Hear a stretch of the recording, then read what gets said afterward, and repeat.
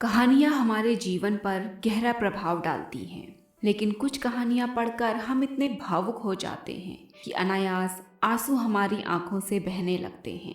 ऐसी ही कहानी आज हम आपके लिए लेकर आए हैं। कहानी एक छोटी बच्ची की जो आपके दिल को छू जाएगी। एक हार्ट सर्जन थे। उनके अस्पताल में एक छोटी सी बच्ची का ऑपरेशन होना था, क्योंकि उसके हार्ट में खून की सप्लाई सुचारू रूप से नहीं हो रही थी। उस प्यारी सी बच्ची को ऑपरेशन से कुछ दिन पूर्व ही अस्पताल में एडमिट करवाया गया, क्योंकि ऑपरेशन से पहले बच्ची के कुछ ज़रूरी टेस्ट होने थे।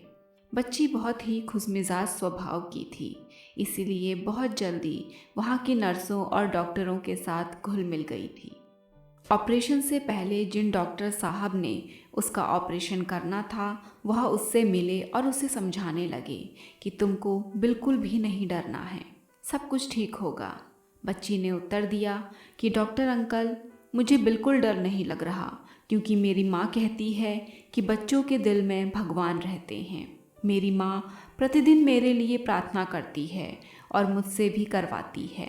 मुझे ईश्वर पर विश्वास है, लेकिन जब आप मेरा ऑपरेशन करें तो देखना कि ईश्वर कैसे दिखते हैं, फिर आप मुझे बताना।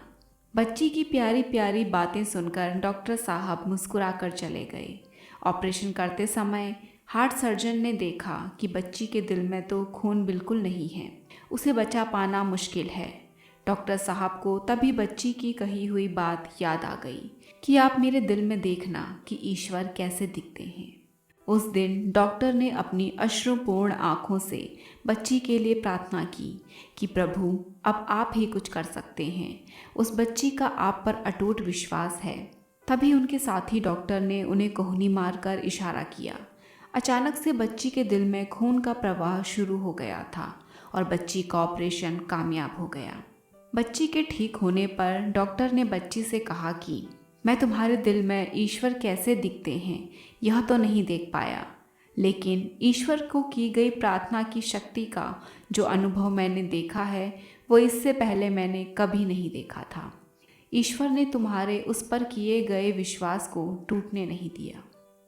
आपको ये कहानी कैसी लगी कमेंट करके ज़रूर बताएं। ऐसी ही बेहतरीन कहानियों के लिए जुड़े रहें SJ हिंदी कहानियाँ के साथ।